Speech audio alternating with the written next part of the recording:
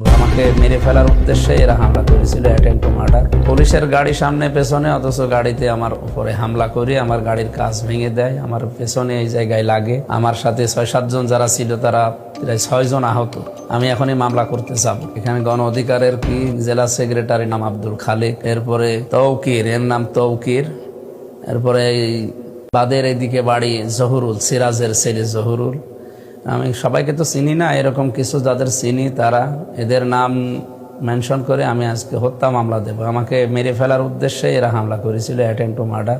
আসসালামু আলাইকুম রহমতুল্লাহ। প্রিয় দেশবাসী, আজকে 15ই আগস্ট 2026 আমি সারাদিন কুষ্টিয়া বিশ্ববিদ্যালয়, ইসলামী বিশ্ববিদ্যালয়ের আশপাশ নিয়ে প্রায় হরিনারায়ণপুরের 9টা ওয়ার্ডে বিভিন্ন মানুষের খোঁজ খবর নিয়েছি। সেখানে তাদের সমস্যাগুলো শুনেছি এবং সমাধান করার জন্য আমি চেষ্টা চালাবো বলেছি। সন্ধ্যা 6:30টার দিকে আমি ওখান থেকে আসি। 6 রাস্তার মোড়ে আসার পরে শুনি গণ অধিকার পরিষদ নামে প্রায় 12-13 জন লোক এখানে মিছিল করছে। আমাদের নামে উস্কানিমূলক কথা বলা, গালি দেওয়া, বাবা মা তুলে বিভিন্ন রকমের কথা বলছিল। আমি প্রথমে এসে থানায় ঢুকি। থানাতে ওসি সাহেবকে, সেকেন্ড ওসিকে নিয়ে আমার গাড়ির সামনে পেছনে ওনাদেরকে সাথে নিয়ে আসলাম। 6 রাস্তার মোড়ে আসতে আসতেই পুলিশের গাড়ি সামনে পেছনে, অথচ গাড়িতে আমার উপরে হামলা করে আমার গাড়ির কাঁচ ভেঙে দেয়, আমার পেছনে এই জায়গায় লাগে। আমার সাথে 6-7 জন যারা ছিল তারা প্রায় 6 জন আহত। তারা এখন হাসপাতালে আছে, সবাই ভর্তি আছে। আমি এই ভিডিও কলে দেখলাম। আর আমার চাচা ছিল, চাচাতো চাচা, ওর পায়ে আঘাত লেগেছে, পা দিয়ে রক্ত ঝরছিল, ওটা মনে হয় এখন ব্যান্ডেজ করে দিয়েছে। বাকি তাৎক্ষণিক জেলা জামাত মনে হয় বিক্ষোভ মিছিল বের করার কথা বলছিল।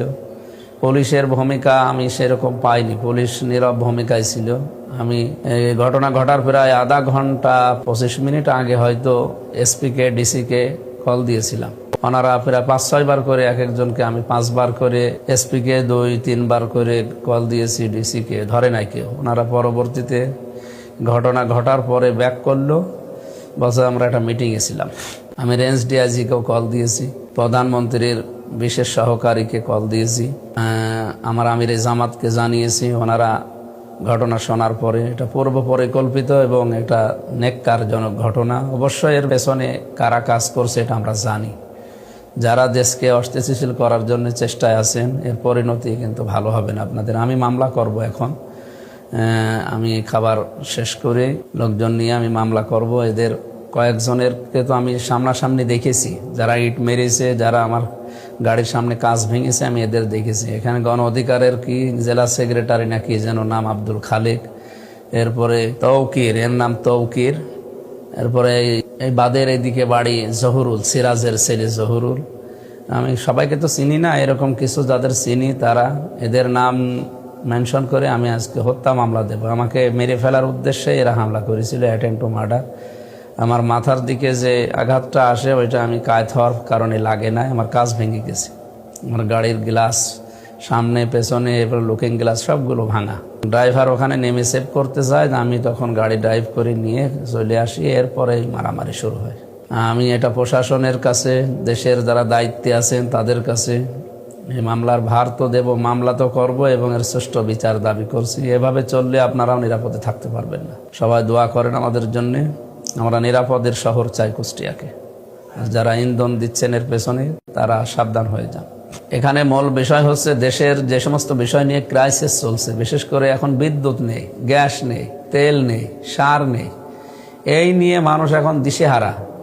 দ্রব্যমূল্যের ঊর্ধ্বগতি চলছে, চারিদিকে হাহাকার লেগে গেছে প্রায়। আমার মনে হয় অনেককে দিয়ে পরিকল্পিতভাবেও এটা ধামাচাপা দেওয়ার জন্য বিভিন্ন ইস্যু সামনে নিয়ে আসতে পারে।